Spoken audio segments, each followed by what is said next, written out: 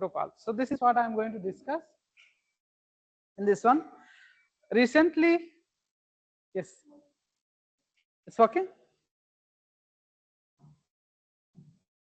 Okay. So now this is fine, right? Okay. So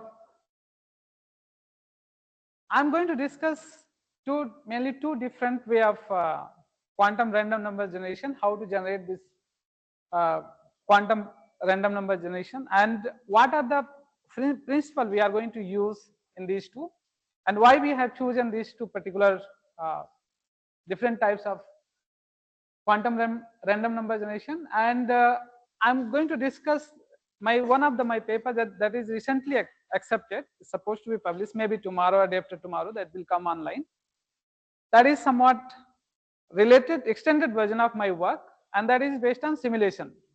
So keeping that simulation in mind, I'm going to discuss little bit. Not I know this conference is this FDP is on quantum information, so most of the speaker are going to discuss about the basics of quantum computing.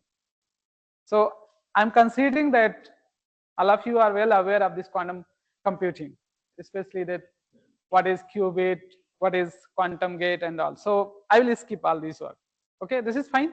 Or if you want, I can just quickly just show and proceed. Okay. So first one is that quantum communication.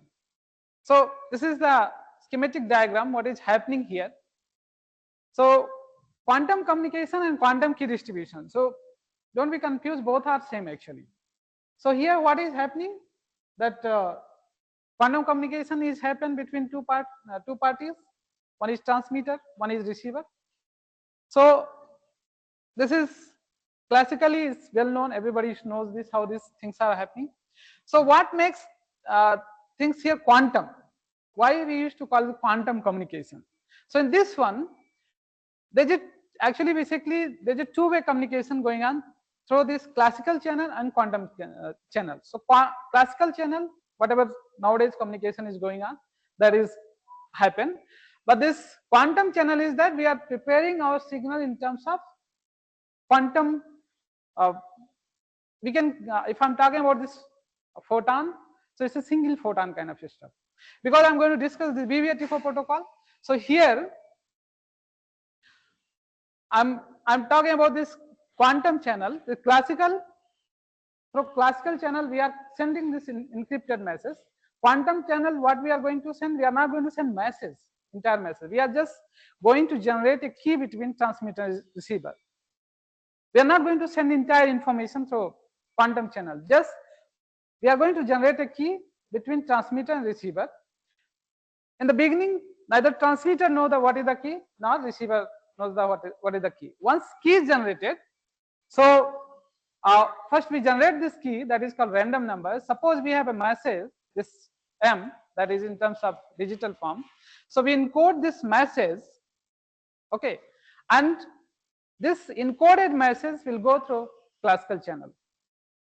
Whatever communication we are using, just go through public channel. If somebody is getting this encoded message, there is a guarantee that if that fellow doesn't know this key, he cannot decode the message.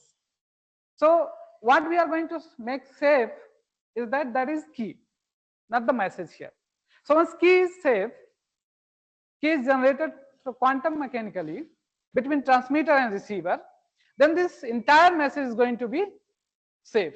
So once encoded message, this key is generated. Now this key, this transmitter and receiver both have this key, and once encoded message, you throw this public channel. So this receiver has encoded message and key, and decode is, you will get exactly the same message what is here. So this is what the basic concept behind this communication. We all know. So for that, sending this message, especially generating this message, we need a random signal. Okay, so random signal is very much important. So my work is basically going to focus on this random signal. Okay, so to begin this one, I will this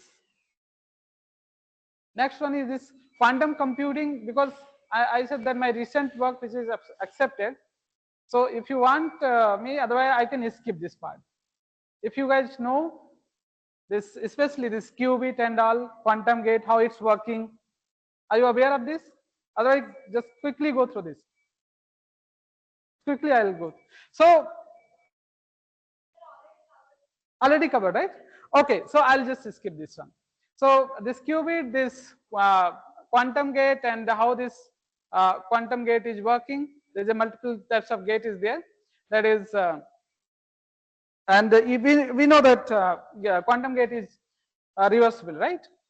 Then control NOT gate, I'm skipping. So these are the summarized part. There's a multiple types of gate. This is how it's working, and already you covered that. This is good. So next one is this quantum entangle. This is also, I hope it's covered. So now I'm going to discuss about this quantum random number generation.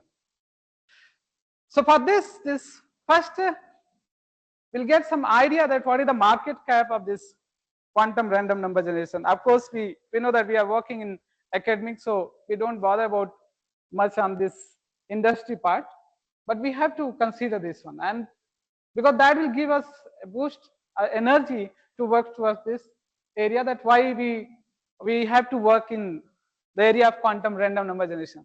So these are the leading companies. Yes. Sorry. Entanglement. Okay. Okay, fine. Okay, entanglement.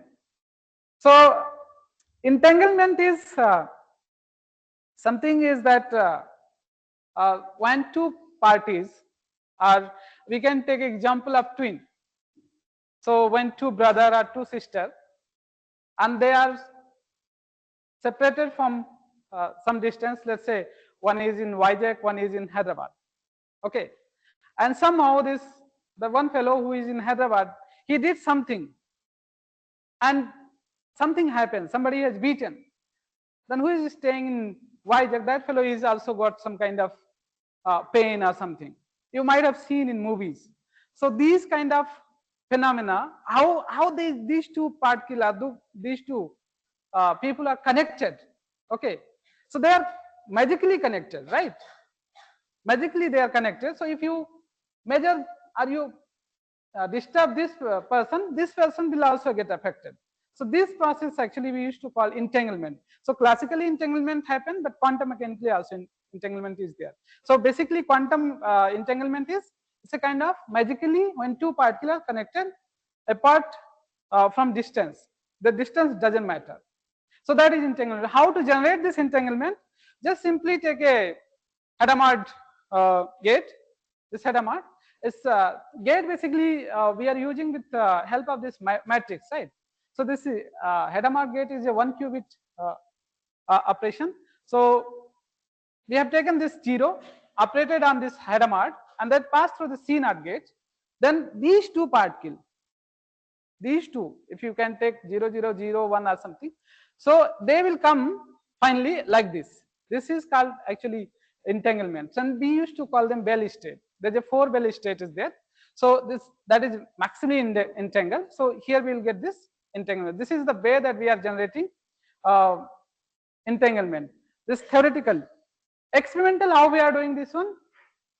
In India, some lab has generated this entanglement property. One is in PRL Ahmedabad. That Professor R.P. Singh group, they have generated this entanglement. So they have taken a BBO crystal, okay, and passed through a intense laser, and what is coming out, that from the BBO crystal to photon is coming out. These two are entanglement. So this is the physical way to generate this entanglement property. So now it's fine. Okay, move to the next slide. Is that okay? I'm talking about this. This is my interest, and this is what area that I'm working from past several years. So for quantum random number generation, there's a multiple way to generate this quantum random number. And these are the leading companies, which is already they are providing this kit. Kit in a sense, they are providing this device that you can use it. Like this ID quantity, this is, as I know this company is working from past maybe more than 20 years. I think 2002 onwards this company ID quantity. This is one of the oldest, and they have multiple quantum devices which is in application. So ID quantity, MPD, these all companies they are using different types of method, because there are multiple ways that we can generate this quantum random number. Apart from that, these these are the some institute like Australian ANU, Australian National University. They have this these university have this their own quantum random number generation. So you can directly open the website, like let's say ANU, this type ANU plus QRNG, you will get this website. There directly you will see this quantum random number is coming. So they have generated and mapped it to website. So directly, if you want to use their quantum random number, directly you can copy paste for your purpose. You can use that is actually quantum generation. So here this product is basically from ID Quanticube. This is the oldest one, QRNT, which is generated by this is built by ID Quanticube. So this legacy quantities, this is basically 4 Mbps. So this has one module, and if you put this 4 modules and you integrate this one, you'll get 60 Mbps. Like that, if you increase this one, this new quantities QRNT PCI 40 Mbps. This is one. So if you map here, see here 2 is here. So here total is something like 12. So multiply by 6 here, so you will get 240 Mbps. So this quantities, these people, this ID quantity are selling these devices from I think last maybe more than 10-15 years back. And now, but here look at here, this that time speed was some very less, 2 Mbps, 240 Mbps. That is the highest one. But now QRNG comes in some 100 Gbps. Okay, I'll show you that one here. So this Pico quant is there, and MPD, this company also selling this QRNG. This is I think in 2019. This SKT, South Korean technology, and ID Quanticube, they jointly they have with tie-up with the Samsung company, Samsung Galaxy A71 5G. That phone, okay. So that phone has they have this Galaxy A71 has inbuilt QRNG in that. So means here what I'm trying to say is that in phone also this QRNG comes in the picture. So if we are using QRNG, okay, in phone, that then our encrypted message is going to be more safe and secure. So this is the recent quantum random number generation technology and market landscape. So look at this. These are the methods.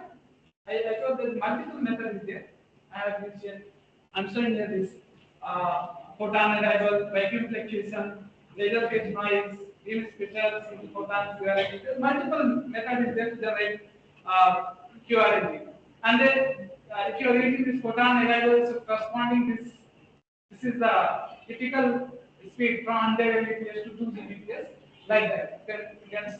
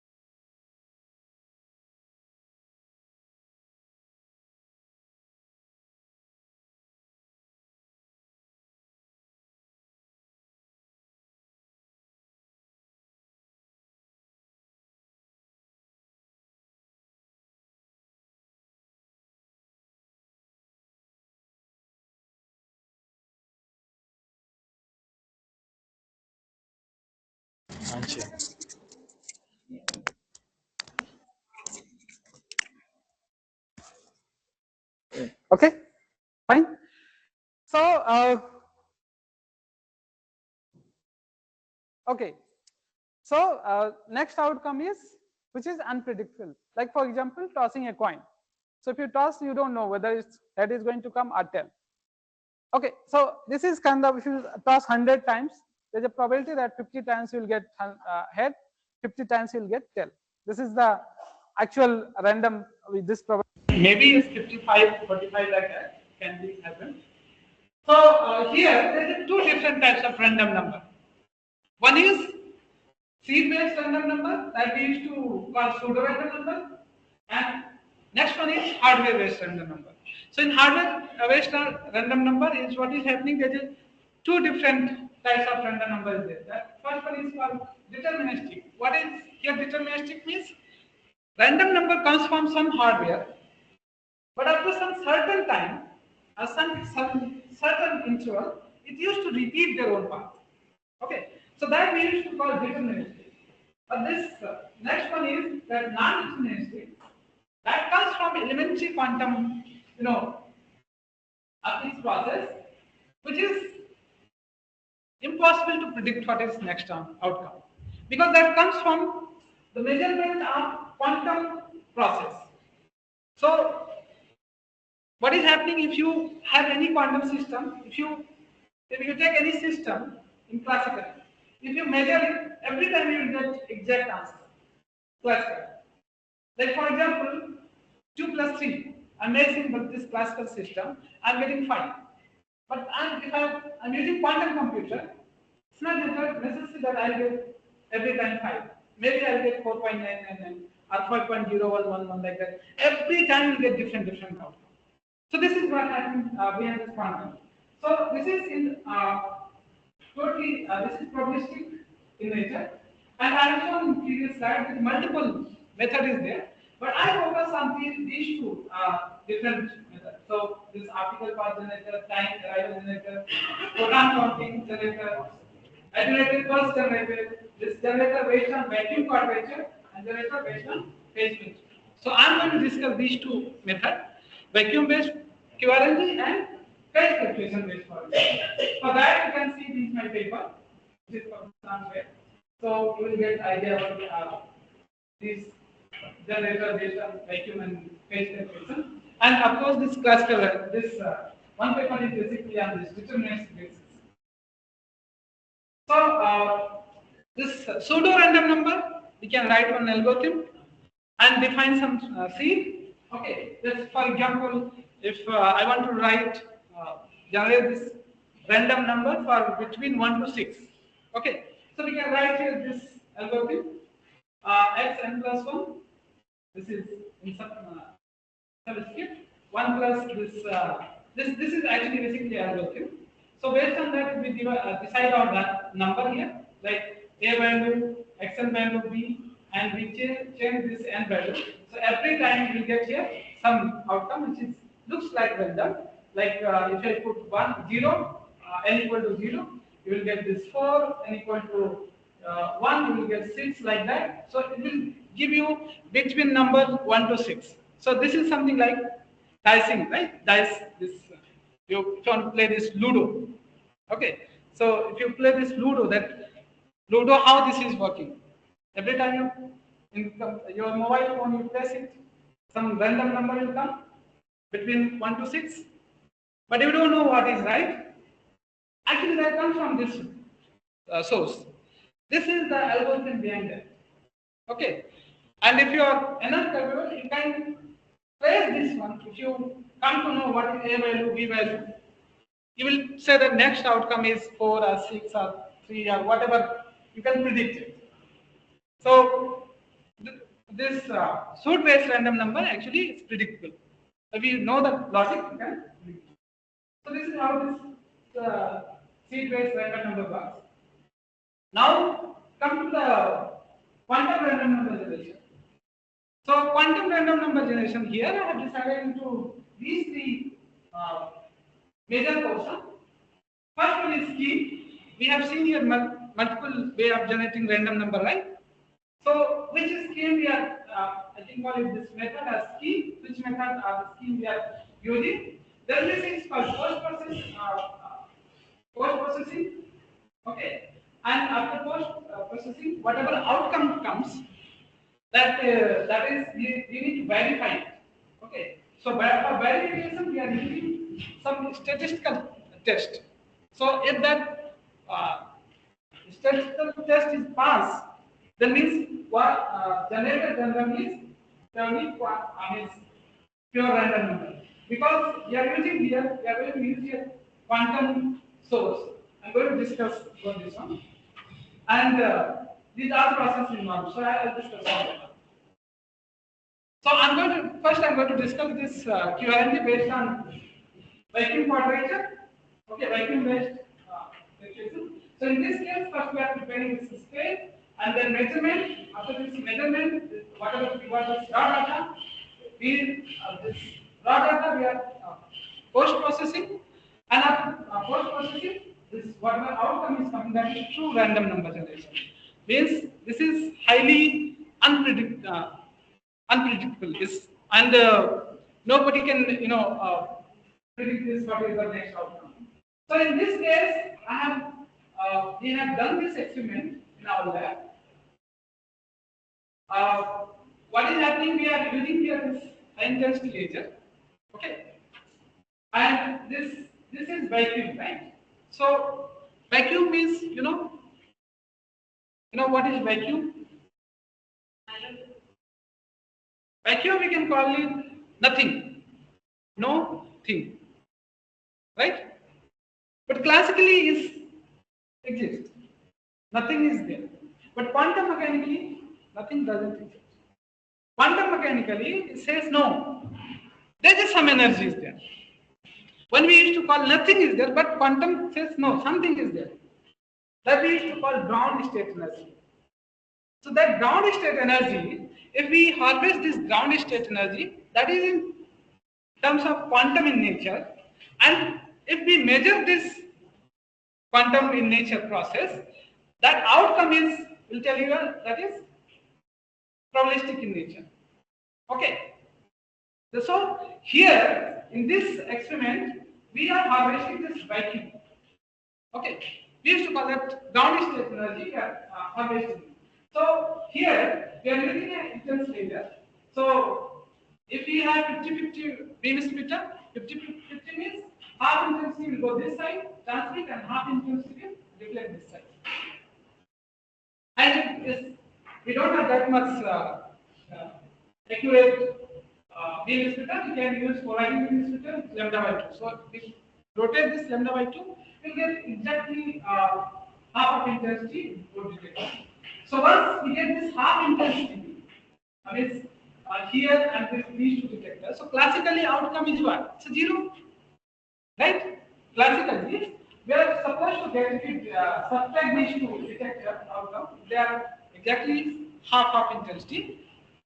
We are supposed to get 0, but we are not getting 0. Okay, we are getting some energy, which is we are considering that comes from vacuum. Okay. So for the reference purpose, you can go through this paper. They have discussed more in detail. So in this one, what is happening? We have first when laser is off, means we used to measure the detector noise. So this yellow part, you can say electronic noise, or detector noise, you can say. And then when this laser is on, then subtract this one, we are getting this.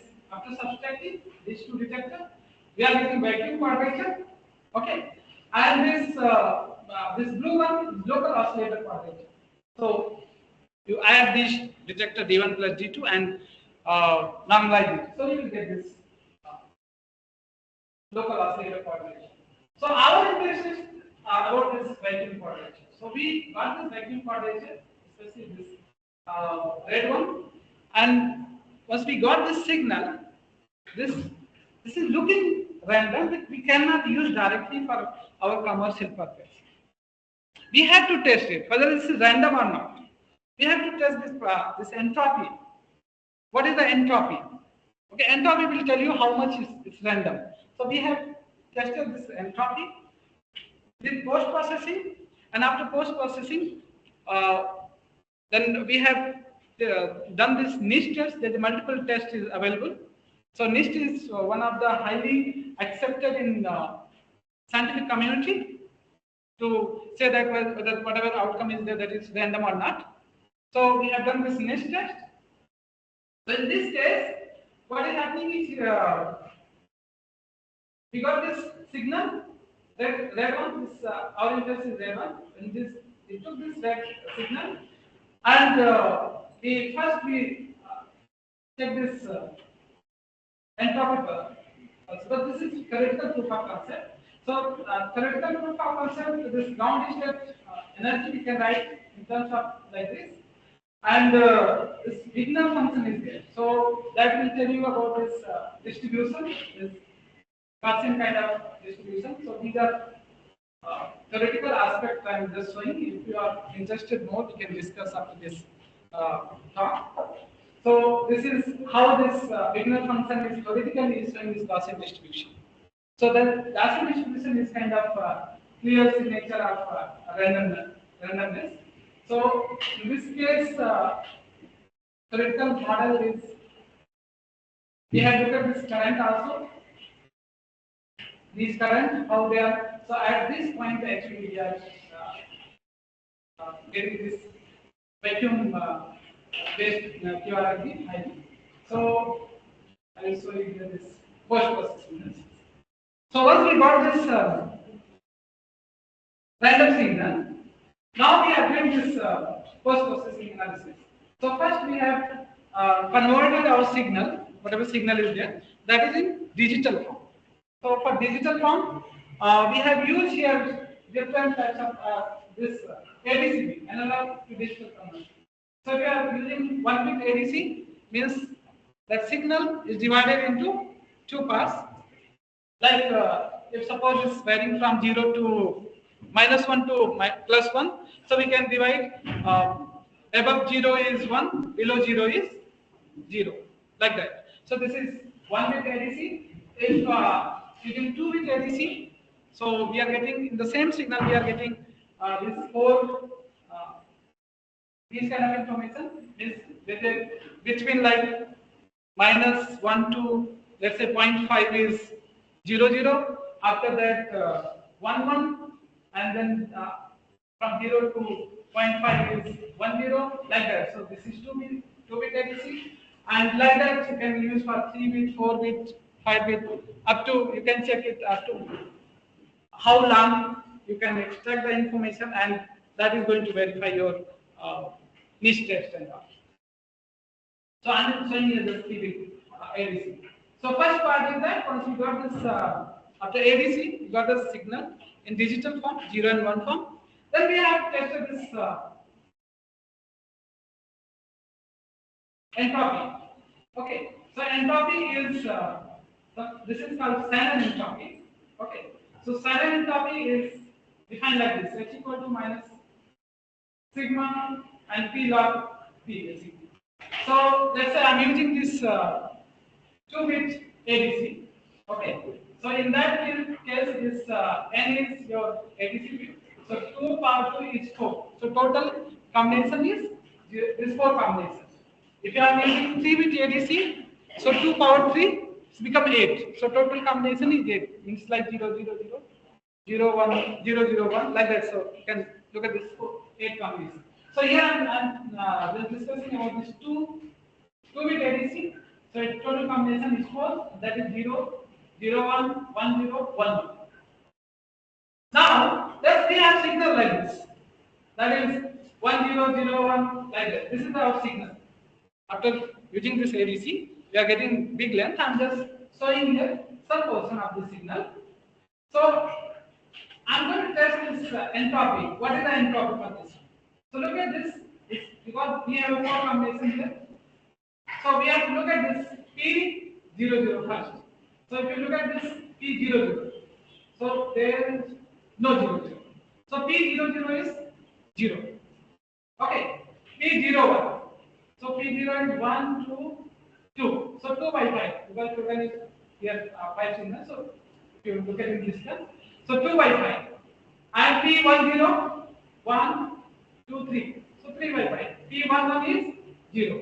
So if you put all these P00, P01 and P10, P11 value, then you will get this H equal to minus this P00 is 0, so and P0 is 2 by 5 minus 2 by 5 minus 3 by 5. So if you calculate this, H is going to be 0.0966. This is very good random number. If its entropy value is nearly 1, it's a very good random number. We have calculated our entire bit stream, whatever we have generated, and based on that, this is 1 bit, 2 bit, 3 bit, 4 bit ADC we have tested, and the entropy we got is like for 1 bit is something like nearby 1. For 2 bit, entropy decrease become supposed to be 2, but we are getting here 1.25. For 3 bit, supposed to be 3, but we are getting less than 2. For 4 bit, even entropy should be like nearly 4, but we are getting here 2.75 something. That is much. Means if we increase this ADC bit, our entropy get decreases. So that is not very good way to use this ADC more than 4 in our case I'm talking about. So in this case we have generated here and we have taken the signal in 1 megasample and 2.5 megasample per bit. Then next part is randomness extractor. So once we have done this Shannon entropy, okay, that Shannon entropy tells that our signal is random. Okay. Now this, then we have to pass through this extractor. Extractor means what is doing that? This is even define this our random number. It's making more random. How this is going to make it more random? The first one is one Newman extractor. So one Newman extractor is how this is working. That if you have a series like this random signal like this, so this one Newman extractor is what is that? It just this 0 and 1. Wherever just look at two sequence, 2 bit sequence here. So 0 1 and 1 0. Keep it 0 1 converted to 0 bit and 1 0 converted to 1 bit, and 0 0 and 1 1 is discarded. Okay. So of course in this way our length, random number, whatever length is there, that will decrease, right? But that is not an issue. Okay. Why I will show you here. So if you look at here this 0 0 0 1, so 0 1 will convert into 0. And 0 0 1 1 is discarded. 0 0 is 1 is discarded. Then 1 0 is converted into 1, like that. So this is our new random number. So once one Newman extractor is applied, after because length is decreased, this random number length is decreased, then we use this something called Topliss-Hasson extractor. So Topliss-Hasson extractors, what is it? You give little amount information or more information, it will give you some fixed length of random of bit. Okay. So how this is? Let's say for example, if you write this quantum, if you in this SHA 256 algorithm, if you use this one and write this quantum, then outcome is this much. Okay, this is a fixed length. But if you write quantum is quantum of fixed base R&D company, these many information, still you are getting a fixed length of information. So we use this Topliss-Hasson extractor to make it our requirement basis random number. Now how this Topliss-Hasson extractor works? We are using this is matrix, okay, and this is our raw data. You pass through this one, you are getting this as this fixed length of information. Now this is another test that whether our random number is random or that is some problem. So one we have seen that Shannon entropy, of course it will tell you that how much is random number. Yeah, but we also looking this autocorrelation nearby, how they are correlated with each other. So if you look at this autocorrelation for raw data, okay. So for raw data is something, let's say power -2. But if you pass through this topology extractor, one extractor, all these things, it's coming something like 10 power -5. This means autocorrelation is going towards 0. Towards 0 means they don't have much relation. Successive bit, they don't have much relation. So if you look at here, if you, 10 power 0 means 1, and here you 0 is going down, right? So this is going more towards 0. So this is autocorrelation we have tested, and once we have done this entropy and extractor, all these things, we can define that what is the rate of our random. So there are two methods. One is which rate is sampling into ADC bit. So we have ADC information. We can say that sampling rate is we have seen there is something like 1 mega sample. So we can directly write this one, or we can write here sampling rate into entropy. So because once we go this ADC bit, we keep increasing. Like we have seen that for 4-bit ADC, it is something 2.75. So that is decreasing. So best way is to do this sampling rate into entropy, and in this way we have for 4-bit we have got some 1.8 Mbps random number. That is speed is this. So vacuum based actually this is somewhat slow. Okay, this is somewhat slow, and that is also depend on this detector bandwidth. If we have detector which has bandwidth is high, we can go for more. We can increase this bit rate. Then this next part is random number test. So once we got this random number, we have tested out. We have this series, big series. Let's say 5,000 or 10,000. Data point is there. Random data point is there. We pass through this random test. There is multiple methods, multiple ways there to verify whether it's random or not. One is niche test, die-hard, and some other tests is also there. But since niche is this is very much accepted by scientific community, so we have used this niche test, not die-hard. So this is the way to use this niche test. You have this file that is in text file, okay, and if you open this your Linux machine, write this command, okay, and put it, then it will give you this niche test outcome. So niche test is basically contains 16 different type of text, okay, and that will tell you that how this is done. So if they need to measure this p-value, so if p-value is between these range 0.1 to 0.99, means this test is passed, and if this test is passed, this is highly accepted in scientific community. There is no question that whether generated random number is actually random or not. If you saw that this is next test is passed, means this is accepted in scientific community. Okay, so this is one of the methods that we have done, vacuum based. And next I'm going to discuss that is phase fluctuation. So whatever this work is done, we have done this is when I was working as a chief scientist in Abu Dhabi.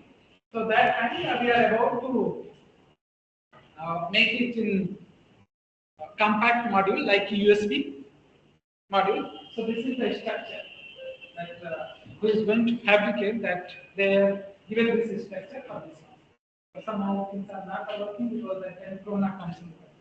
So we are back to So next one is second one is we have seen here the first method that we are generating QRNG something like 2 Mbps. If we want faster quantum random number generation, in that case we have used this phase fluctuation base. So phase fluctuation base is something which is very fast. Directly we cannot measure the phase, but due to phase, whatever change is happening in amplitude, we can measure it. So amplitude for rate we can measure. So this method is purely based on phase fluctuation. We have used this Michelson. This is called Michelson interferometer setup. So in Michelson interferometer setup, what is happening? This is the laser, beam splitter, and there is mirror. Two mirrors there. So we are hitting a laser, light comes. This is beam splitter. So from this beam splitter, it gets reflected and halfway will transmit here. So we have make it change in path. These path and this path are not same. To add this phase vector in that. So one is bigger path, one is small path. Once light reflects from this mirror, goes to this side and transmit to this side, and from this mirror reflect transmit to this side. So technically at this point we are getting interference pattern. So interference pattern is actually interference pattern is something when two light they are superimposed. Then they will form a fringe pattern, bright and dark, bright fringe, dark fringe, bright fringe, like that. Okay, so this is what we are getting here. So here, what is quantum? The question, most important question is that because we are using laser, laser is not a quantum. Okay, but we are going to use laser in such a way that some particular condition. This is going to be non-classical. This is going to behave like a quantum in nature. And that quantum behavior is here, in this case, happening due to spontaneous emission. Because laser is basically is working majorly three different rules. One is spontaneous absorption, stimulated absorption, spontaneous emission, and stimulated emission. These three portions is there. So here we use this laser. Okay, this laser basically is tunable in power. But power in the sense here we can tune this threshold current here. Threshold current means if you look at this, if you VI characteristic, so laser VI characteristic after you increase this current, after some time it becomes laser. So we are looking at threshold point. Okay, so at threshold point when stimulated emission is there, but spontaneous emission is going to dominate the stimulated emission. And at that particular point, we are getting the signal is become non-classical. It's a quantum in nature. So we have used that one. So for that, theoretical aspect is basically here that we are using this continuous laser, okay, where we can define this intensity like this, okay. So since we can write this electric field like this equal to ENA there, then the ferrometry output intensity after delay this, there's a one path delay is there, right? Here, see, this path delay is there because one is small path, another one is big path. So this, due to this path delay, we introduce here some change in phase. So that is this T and tau. So we can look at here this one, this phase fluctuation. Most important is here that this theoretical aspect from here, we are getting this when quantum, this basically in this one spontaneous emission is dominating stimulated emission. This is what we are going to measure. So the main idea here, we have calculated here this variance versus power and the signal to noise ratio. Okay, so once we get this variance versus power, from variance versus power we will able to generate this signal to noise ratio and power. In this case, here this point, if we run our laser at this point, this is something like look at here is answer here, something like 0.1181 milliwatt in our case. If you are using, maybe your laser is having something different, it's going to be different. But we have basically we have to look at this point. What is the applied current? Okay, applied current is here 0.1. So this is 0.11. Look at this point. So if you operate our laser at that particular point, so what you will see that outcome in this Michelson interferometry, if I operate this laser that particular point, this outcome is going to be random. And that is actually because here spontaneous emission is dominating stimulated emission, so it's become quantum in nature. So whatever outcome is there, that is quantum.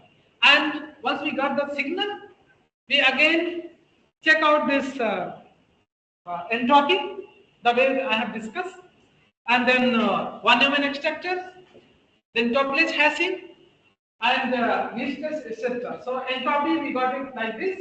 So because our detector bandwidth is less, that is in megahertz. So we are here entropy we got it something like, see, look at chapter 1. This is for raw data, blue one, and after one Newman extractor, this is, look at here, this raw data is giving you this much entropy. For 3 is going to like 200, but if you pass for this one Newman extractor, for 3 we are getting the 3. So we can go for 4-bit ADC, for 5-bit ADC, like that. In that case, we can increase our bit rate. So in this, of course, here we have increased. So this is the autocorrelation. The same way we have checked out this autocorrelation. And the bit rate is here become this high. For 3-bit, it's something like we are getting 30 megabit generation rate. In vacuum, we have reported something like 2 Mbps, right? In fluctuation based, that detector bandwidth is low, even though we are getting here 30 Mbps. Now, vacuum based, we can go up to 100 megahertz. That is very high. And we have tested the first one. Actually, I put it this one by only because I have shown in one first slide that every test is passed. But here, this one test is not passed. But we have repeated this experiment. We got the pass one. So, sometime I'm trying to say here that sometimes not necessary that every time your test is passed. Maybe there is some fine tune is needed. So we have tuned and we got this 100. So sometimes this test is also passed. So this is a testing test also. This is the extended version. When I joined this Oxford University, and this work is done by our students. There's a 2-3 students there. They are working. I told them that I want to simulate this work. This migration test. This experiment. I told them that I want to simulate. So write this, simulate this experiment in terms of quantum computing. So use this quantum phenomena, quantum computing stuff, and simulate what is the result. And they have done, and we submitted in International Journal of Theoretical Physics. It got accepted. Maybe tomorrow, day tomorrow is going to come in live. So this is what they have used this H with quantum model, and from there we got this result. Purely high quality QRN. So this is what. So this is the extended version of that. So now QRN the application. So there's multiple, application is there. So like quantum cryptography, security generation, online mobile authentication, captcha, that whatever captcha is coming, that behind that random number is there. So in future we are going to use quantum random number, quantum random number, digital signature, cryptography algorithm, scientific modeling, simulation, strict work of encryption key, data center, cloud environment, automated, smart network, artificial intelligence, IT security application, hardware security module, interrupt generation, VPN system, password generation, PIN number generation, lottery and gaming, and so on. There's a lot of applications there. So this is what I have discussed so far. Quantum random number generation.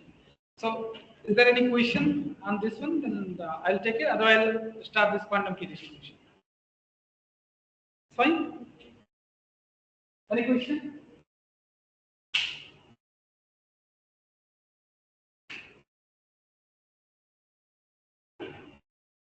Oh, sorry. I think I pressed some wrong.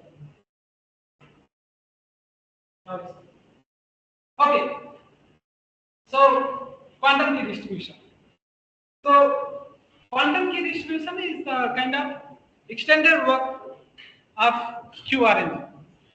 For quantum key distribution, we are using this quantum random number generation. Without quantum random number generation, quantum key distribution is not going to possible.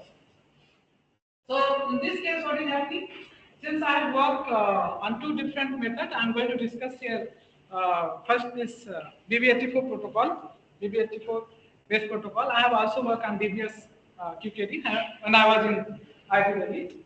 So this BBHT4 protocol is something which is there is two BB. This one is Bennett and one is Prasad. Bennett and Prasad, these two are scientists. Luckily, I met both of them. I had very good conversation with these two people, and they have discovered this. They proposed this protocol in 1984, and the good part is that was happened in IC Bangalore. In 1984, they have given this proposal, this BBHT4 protocol, and they have given talk in Bangalore, and that. Paper, this is a kind of conference paper that has something like 60,000 plus citations. It's huge. You can check it that paper. So this BBHT4 protocol is that is based on state of polarization. So this electric field is there. Okay. So that has a polarization. So this BBHT4 protocol is basically talking about the polarization. So if you have a vertical polarization, you can write it as a 1 bit information. You have a horizontal polarization, you can write it as 0 bit information. You have a plus 45 degree polarization, you can take it as a 1 bit information. Minus 45, take it as 0. So this Bennett and Prasad, they have came up with this idea that we can use this idea in terms of polarization information. So in this case, there is a